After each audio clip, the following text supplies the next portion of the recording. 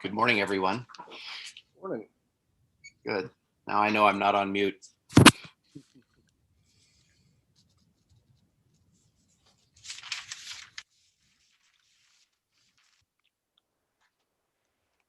All right, I'm going up to Wintergreen as soon as our board meeting is over today for the Wildflower Symposium. They're doing hybrid this year. So the talks are largely just recorded, but then they're doing some walks. Oh, good. Yeah, I was invited to participate, but I didn't because of this. I figured, yeah. Well, see, I live close enough so that once our board meeting is over, I just jump in the car and go up and do my walk. Oh, okay. Because ever since I've been on the board, I've been unable to participate because they always meet on the same weekend. So, well, good. I'll talk to Doug about that. One of the things they're finding is that, of course, with climate change, the wildflowers are actually blooming much earlier than they used to. Huh. And so they have talked about moving it back a week. Really? Okay. Well, it'll be interesting to see. I'm betting the insects aren't emerging any earlier. That's just my guess. I don't know. They don't have anyone doing insects. No, wait a minute. They do have someone doing, oh gosh, a very specific, let me think about this. I think Emily Ferguson is doing something, but it's very specific. It's not broad like you used to do. Right. Yeah. Okay, well, good. All right. Well, we are live. So let's go ahead and I'll call the meeting to order. Ben, would you call the roll, please? Absolutely. Dr. Art Evans. Here. Dr. Tom Benzing. Here. Dr. Carol Nash. Here. Lisa Morner. Here. And Melanie Stowe. All right. I haven't heard from Melanie, so I don't know if she is going to join us or not. So hopefully she can come in later. All of you have in your packets the minutes from the last Research and Collections meeting. Does anybody have any additions or corrections to those minutes? If not, I'll entertain a motion to accept the minutes as presented. So moved. Is there a second? Second it. All those in favor of accepting the minutes as written, say aye. Aye. Aye. Opposed? All right, the minutes are accepted. I'm sure everyone's had a chance to review the acquisitions report for the last quarter. Does anybody have any comments? Any of the curators want to say something about anything particularly interesting or of significance? All right. I don't believe I received a copy. Could someone send me a copy? I'd appreciate that. You don't have the packet? I do not. I did not receive that. Uh-oh. It's okay. Joe, you're on mute. I'll forward that to you now. Okay, thank you. Sorry about that, Carol. No It's worries. also it's in the larger packet for the board meeting if you want to look at that one. Yeah, it's number 7, number 8, I think. Oh, okay. Will do. Thank you. All right. I've already sent Ben my signature on the document, and he'll circulate it around to the rest of you to complete the signatures.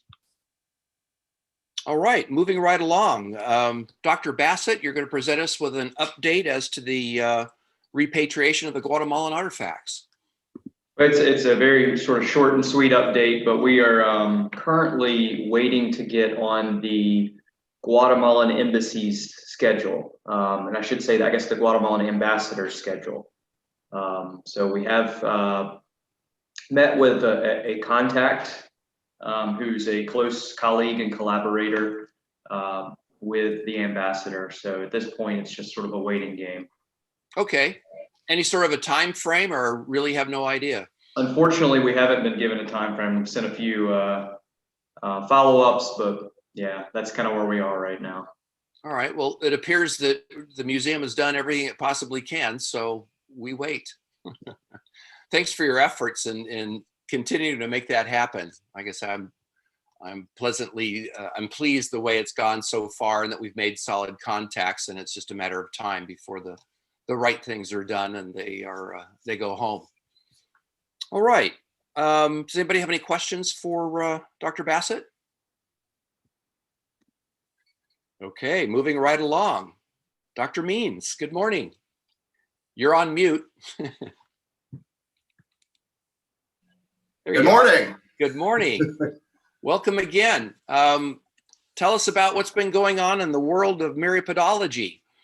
Well, Cal and I have been collecting up a storm, and we've been having pretty great luck. So I've got about 4 different projects all kind of running at once, but the one that has taken, kind of the forefront of what we've been doing is this follow-up to my recent revision of the genus Nenaria.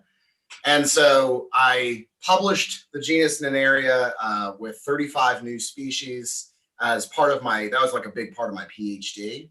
And it used specimens at the museum, at the VMNH, to kind of, that's where we found all these new species and we targeted collection and everything.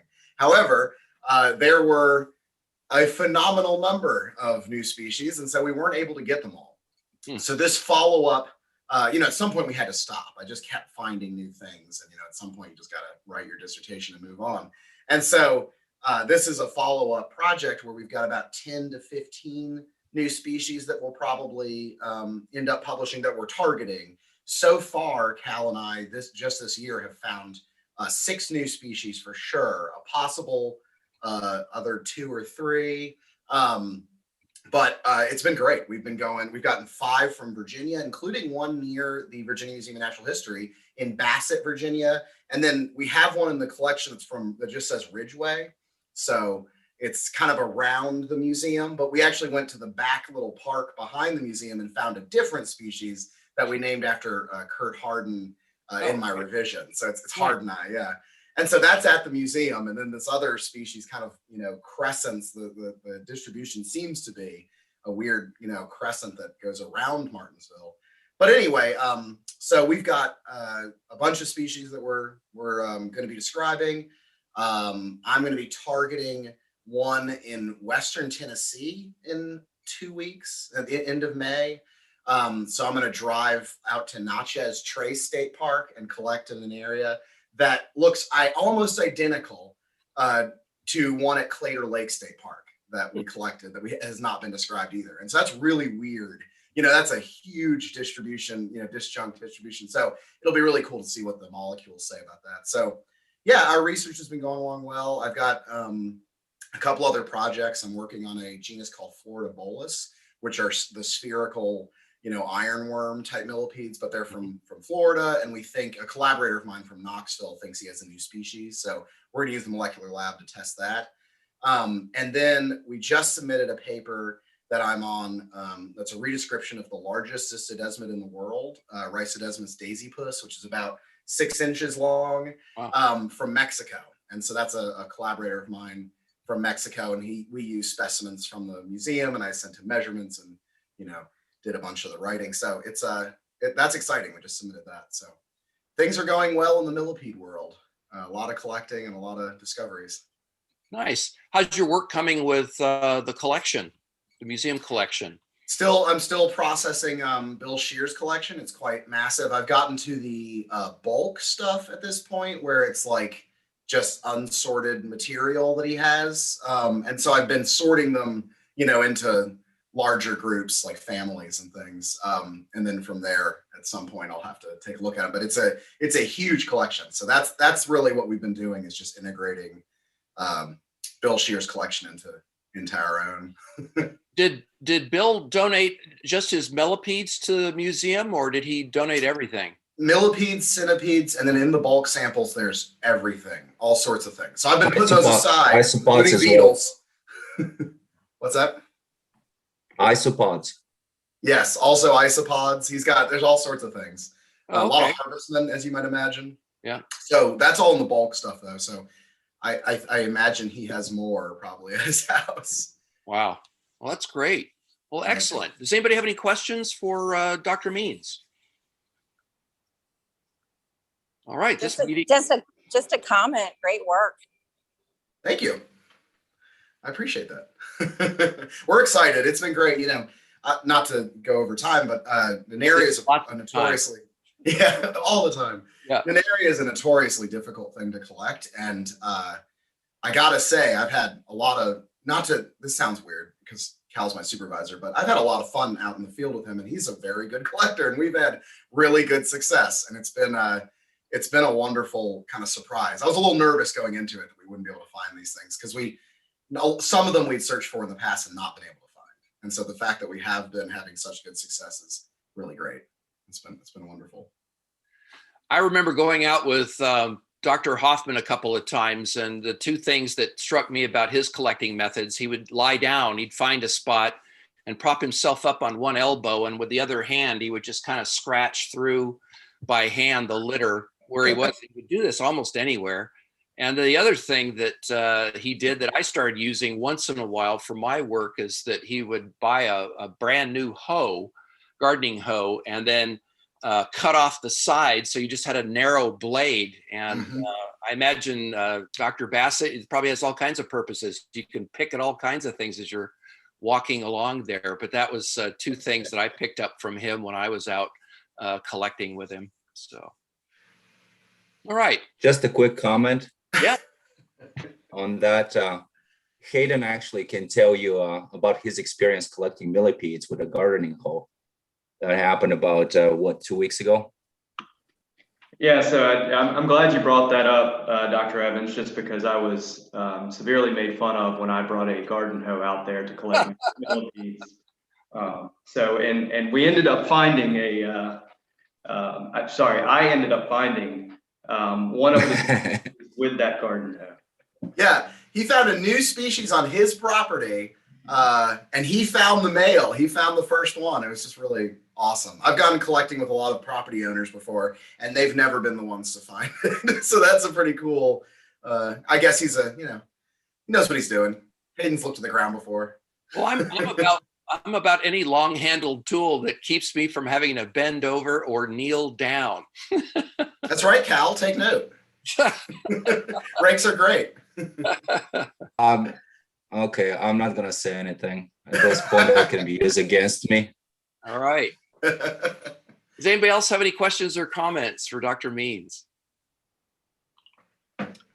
Okay, other business. I don't have any other business other than I want to thank all of the curators for all the great work you've done this past quarter and throughout the pandemic. We've all been working under extraordinary conditions, and you guys have excelled, continue to excel, reaching more audiences, working harder, which is a mixed bag. I know you need to be good to yourselves. It's really important to take time out, take a breather, but I am so impressed, and I'm sure the other board members on this committee are too, with the amount of work you've put into continuing field work, working on your publications, other scholarly activities, and really helping to grow the museum through your contacts in Virginia and beyond.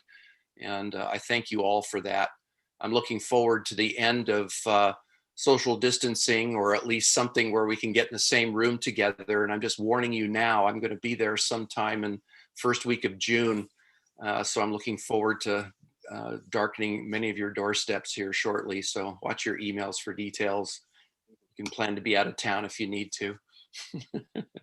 Does anybody else? Oh, and one last thing. I did attach an article in the Smithsonian on how natural history collections are used in the field of health. And I know that this sort of thing is probably old news to those of you that in the curatorial staff or people that are working with collections on a regular basis. But I've tried to infuse a little bit of information that we can develop into talking points and share with other board members on the importance of natural history collections. So often the public really doesn't understand collecting. Even a lot of biologists who do other things don't understand the importance of collections either, and we've all run into them. in our various travels here and there. So collections are vitally important. And of course, the emphasis here on collections and research is because that is our state mandate. And that's something that we need to remind everyone about on a regular basis. This is why the museum exists, and everything else is everything else. So I'll get off my soapbox for the moment. Does anybody have anything else they'd like to add, or anything else they'd like to discuss as part of the research and collections meeting? Carol, yes. Yes, that was a beautiful segue because unfortunately in archaeology, we don't have that problem with the public wanting to collect. Right. And so this brings up an issue that has arisen in recent weeks. And that is, as more and more people up this way in the Shenandoah Valley are hearing about the Waynesboro Museum, I'm getting more and more calls from people who want to donate collections.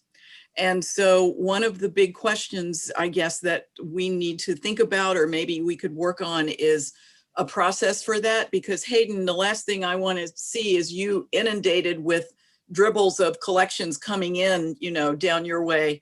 And I'm trying to figure out what I should say to these folks when they are offering these. And of course, I'm very grateful. And my first question is, do they have any provenience? Do we actually know where they are from? And that sort of thing, because I've worked with collectors for a very long time. But I can see that as the museum becomes more and more a reality, as the Waynesboro campus becomes more and more of a reality, that you are probably going to see an influx of people wanting to donate archaeological collections. So just kind of a heads up. But in the meantime, would you like me to send them in your direction, Hayden, or should I just say, hold on, we'll be with you shortly, or what do you want me to do? Well, I'll give you kind of our kind of working policy at the moment, which is for unprovenienced artifacts. We've generally been we've been interested in them, but we take a photo of them and they hang on to those Right. artifacts. But Okay. they can locate it to a specific property. It doesn't have to be the exact location, but a specific property. We would generally accept those if it's within the state of Virginia. So yes, please send them my way. Okay. If they can, and actually I can sort through that too, of whether I just accept a photograph or the actual artifacts themselves. Right. I'll just make the connection and have them talk to you. Okay. Does your department have a written policy or something that you send out to people who are interested in that sort of thing? Or is that more of an informal thing, case by case thing? It's a case by case thing, just because there's some cases where it's something that we cannot refuse, even if it doesn't have a great provenience. So it'll be case by case. Yeah. Joe? Yeah, we also accept through education artifacts. So if there are artifacts that maybe don't have a good contribution to a research program, they can be used in the education collections, which can help with hands-on inquiry-based programming, but also with exhibits. So just something to keep in mind if something can't be placed to a particular location, but would be a nice, for lack of a better word, showpiece to excite people in an exhibit. Okay. Nancy, Adam, haven't heard a peep out of either of you. Here's your big opportunity. If you want to look at it that way. You guys are good? Yeah, we're good. I have made progress on all the publications that I was working on that I've listed in the in my report, and just sent back the galleys for the first records of 9-banded armadillos in Virginia. We have 2 specimens in our collections. Right. So that article should be coming out within the next few weeks, according to the editor. Okay. All right. Adam, how's everything in your part of the world? It's all progressing at pace. I have a paper I've been working on for a very, very long time, coming out in Peer J next week. The monographic description. I don't know what counts as a monograph. It's by far the longest paper I've ever written on a single specimen of a gliding reptile from Germany that I've been working on for way too long. Well, keep us posted and send us a link if you would. I I'm will. Yeah, absolutely. I'm coordinating with Zach to put a social media post together. The good. paper's open access, so it'll be something that everybody can have a very own download of. Continuing to work on the videos. I don't have a schedule for it, but I will be appearing in a news segment about Triassic field work that I'm doing in Ashland, Virginia. Mhm. So that should happen in the next 2 weeks or so. Not quite sure about scheduling. Anything else major? Well, keep me posted if you would on your Ashland work. It's right up the road. If I can extricate myself from my keyboard this summer, I'd love to just at least look over the edge of the hole. Oh, it's a very deep hole. It's in a relatively deep little forested valley. So I'm sure that there'd be invertebrates, like modern invertebrates there as well, in addition to what we were Right. seeing. So It sounds like a collecting trip, Yeah, it does. field trip. It does. Cal, how's everything with you? Well, always good. I mentioned last time that Nancy and I have been working on my first vertebrate paper, and we just we'll never hear about it. the revision, which was pretty solid revision. Let's leave it at that. But hopefully it will go smoothly from now. And then from one dark hole to another, now I've started getting interested in millipedes. So due to Jackson's passion for them, and I'm not gonna be humble. I'm pretty good at collecting and finding them. So it's been a good project, but also started pretty much reinvigorating my interest in terrestrial isopods due to some recent materials that were sent to the museum from Virginia DCR, including a couple of taxa that are endemic to Virginia, things that we didn't have. So that's pretty interesting as well. Kurt and I have been trying to finally get our work on the subterranean traps that we've been working for probably about 4 years now. So hopefully within the next month, we'll have a manuscript submitted regarding that. A manuscript on a checklist of actually the ends of the Chihuahuan Desert of all places, which I've visited once, but finally actually found a person that was interested in that. So that's an ongoing project, including students from Hampton University and the University of Texas. So it's a big collaborative project, and a bunch of other things, keeping the collection going. And actually next week on Tuesday and Wednesday, now that the gas availability is back to normal, Jackson and Liberty and I are going to the Virginia Beach area to pick up a collection of approximately about 1,000 tropical insects, including some big showy things that will be good for not only the collection, but also for outreach, things that I've been trying to acquire for quite a while. But as Jackson will attest, they're pretty expensive to purchase. And I'm against purchasing specimens, frankly said, and encouraging the trade. So I've been hoping that they'll come up from somewhere, and luckily enough they did. And ours in particular, go ahead. This is a collection that's being donated to the museum? Yes, this is collection from a person that I first talked to about 6 years ago, shortly after I joined the museum. He was interested in donating, and then unfortunately he got into some bad health, and I think he's in care now. So the manager of the estate contacted me, and the lawyer of the estate. So I've been in correspondence. We're gonna go and grab him. And Art, on a more personal note, we'll be hitting Northwest River Park, searching for ants, millipedes, but also web spinners. So if you have a couple hours to come join us, or if not, we'll keep you posted. Okay, well, send me the dates and times. I've got to take at least one day off a week during the summer. Otherwise, 3 years in a row, I'm going to go nuts. Well, I can good. tell you right now, it will be Tuesday, the 18th at about 9:30. We're planning to be at the park. That's the day of my final. Thanks for the offer.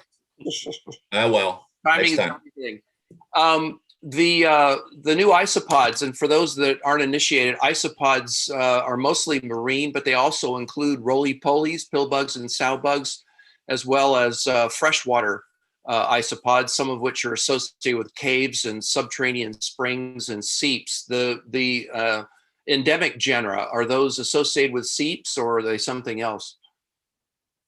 The ones that I was talking about, so they're not endemic genera, they're endemic species, but they're cave dwellers. Cave dwellers. Okay. So not surprisingly, but mentioning one more thing, if we have the time, you mentioned aquatic isopods, and Jerry Lewis contacted me a while back, and I already talked to Dr. Kuiper and all the curators. They're interested in using our memoir series to publish a complete account of all the groundwater freshwater isopods of Virginia, and that will include the description of at least a dozen new taxa from Virginia. Wow, So we're in the process of actually corresponding with them, and that will be great publicity for the museum, I think, and a great resource once it's published. great. Thanks, Cal. Well, hey, I'm sure you, oh, Tom? Yeah, if you don't mind, one thing that I'd like to bring to your attention is Madison Cave Isopod. And I don't know if you have that in the collection, but that's a good story that we could tell in the Waynesboro Campus Museum, since it's so close by and it is a cave isopod. Absolutely. Endangered species, I believe, very limited range. One thing is virtually all the cave adapted species are listed, or at least state listed, if not federally listed. So there is a really cool story that can be told around them. All right. Hayden, I'm sure you've been doing other things besides Guatemalan repatriation efforts. Absolutely. So I guess the biggest one that you probably saw in the report was we just finished the field work in Stanleytown, Virginia. This was a 5-week project funded by the Commonwealth of Virginia, the Threatened Sites Program. And this was in advance of further development of a campground on the Smith River. And so we did a comprehensive archaeological survey of it, and we located 2 sites, one of which is, both of them are right on a spring head, which was very interesting, but one of them is a late woodland site that's probably AD 1200 to 1450, contemporaneous with a lot of the other late woodland sites surrounding it on the Smith River. And then the other one is a much earlier site, which is a transitional early to middle archaic site on a sort of terrace overlooking the spring. And these are small campsites. And so that early to middle archaic site is very interesting, just because it's the type of projectile points that we were finding in them date to anywhere from about 6,000 BC to 5,500 BC. And it's a really unusual material showing, and it's not something where it's a type of chalcedony coming from certainly west of the Blue Ridge that we haven't seen in this area before. So we can kind of use that as an index for kind of long distance trade. But other than that, we wrapped up that site nicely. We're going to be doing some signage on site for visitors to the campground, and have a big, nice Virginia Museum of Natural History logo on those signs. And then we're also going to do a small exhibit in the gift shop and restaurant on the campground. And then we are currently working on a publication. So we submitted the report already to the state of Virginia, but we're working on a formal publication for those 2 sites. Beyond that, we are on the next phase of the Smith River survey. So this was one small part of it, but the next phase, starting next month, we're actually going to be doing a lot of ground penetrating radar on the floodplains of the Smith River. And we're going to start with some of the known sites, just so that we can actually map them and kind of not begin the Smith River survey blind, but actually have a nice roadmap with the ground penetrating radar, with just a glimpse with what features might be under the ground as a place to start. And so we have a colleague who's coming out from Eastern Virginia, who's going to be working with us on that, and probably over the course of a week in June. So once those images start coming in, I'll send out some of those ground penetrating radar images, just so you guys can get a sense of what exactly this type of technology looks like. And then shortly after that, we'll be doing the field work proper, the excavations and survey work. On the Cultural Heritage Monitoring Lab side, so bookmark that. On the CHML side, this is our satellite imagery lab that we have at the Virginia Museum of Natural History. We've been doing a lot of work with a couple of key stakeholders. So if you'll remember, this is our lab that supports or seeks to identify cultural heritage, archaeological sites, monuments, artworks, archives that are threatened by armed conflict and natural disaster around the world. We have access to incredible satellite imagery for this through a couple of commercial partners, and we've recently been working with the U.S. State Department. And so this past week, we just briefed the Department of Defense and the U.S. State Department, both of which are sending a special envoy to Azerbaijan. And they're almost exclusively using the Virginia Museum of Natural History's research for that special envoy. And this is from cultural heritage, primarily archaeological sites and cemeteries, historic cemeteries that have been absolutely destroyed in that region from both conflict and sort of a post-conflict infrastructure campaign. So pretty exciting work on there. Our next phase of work is actually going to be working with a couple of groups for threatened or archaeological sites that are threatened by climate change and sea level rise and extreme weather events, in particular in Honduras. And that's sort of a collaboration between the Virginia Museum of Natural History and the U.S. Army, of all people. So stay tuned for that, but that's sort of in a nutshell where we are. Thanks. Anyone else? Anything else? Yeah, I'd just like to comment, I commend Hayden for also being a volunteer in our Virginia trout stream sensitivity study. And those that aren't familiar with it, it was run through Trout Unlimited, and we collected over 450 samples from streams across the state to get a snapshot on the conditions in trout streams. And those are being analyzed by UVA. And Hayden was a small part of that effort. At the statewide level, we had about 14 different Trout Unlimited chapters participating, and we collected all within a few day period, all of those samples. So thanks to Hayden for being part of that effort.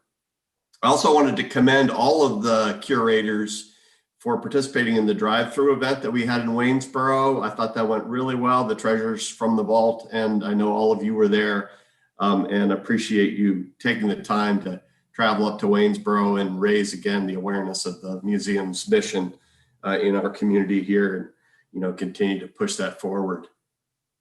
And then lastly, and I guess maybe you mentioned this, Art, but we're looking forward to hearing from Jackson a little bit at the board meeting on the myriapodology as well. So, All right. Many feet arthropods are getting their dues this morning. Excellent. Hayden, I'm going to send you some information. You may not have chalcedony. I'll talk to you more about that. There's a different material that is an imposter. Okay. Very local. So I'll send you some information on that. And also, would you let us know when you're going to be on the on the Smith River floodplain doing GPR, and whether or not you're open to visitors? I'm asking because we just got a GPR at JMU, and it would be really fun to compare the two units. Whoever, is Dave Gibbons coming? Is he coming from Jamestown? It's Bob Chartrand from Jamestown. So. All right, very good, very good. We have different units, so it's pretty cool to actually run those concurrently and see what they show us. That would be phenomenal. I'll let you know the date in June that we're looking at. Thank you. I'm excited. Yay. Adam. An interesting question that's cropped up. In two cases for me that I feel like needs to get addressed, at least for my own edification. I have two donors of specimens who are amateur field paleo folks in the Richmond area who expressed interest in being research affiliates, but I didn't quite know how to address their question because I wasn't sure, like, other than, I talked to Ben a little bit about the actual procedure, but in terms of the,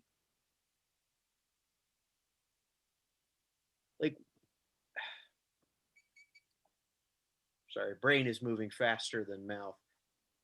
What exactly do we envision as like the the purpose of the research affiliate program and how professional are all of the, like, how traditionally professional are the researchers who fit into that category in most cases? Well, my thought is this, is that it's up to the individual curator who's sponsoring them. Okay. There may be existing guidelines, but I know for a fact that I've proposed or been involved with people who are not professionals, but they behave in a professional manner. And and so if the curator thinks there's something, it fits within the existing guidelines, and the curator thinks there's something to be gained by the affiliation of these individuals with the museum, I think you're good to go. I hope your hesitancy is because of a lack of unfamiliarity with the guidelines as opposed to the individuals. Right. Nancy. So, yeah, in the past, I've had several people who didn't have terminal degrees or the most advanced degree in the discipline, but they were actively collaborating with me and other people on particular research projects. So, I mean, there is a formal procedure where we consider people's credentials, and all the curators review the credentials and sign off on them. So if these guys are actually contributing to your research program, I would certainly think that would be appropriate. Yep. I can provide you with a set of the guidelines and the policy manual, Adam. Okay. Anything else? All right. Well, thank you all very much for taking time out on a weekend morning to join us today. And I especially thank the curators who are certainly doing this on their own time as well. And I adjourn the meeting, and I will see some of you at 10:30. Take care, everyone.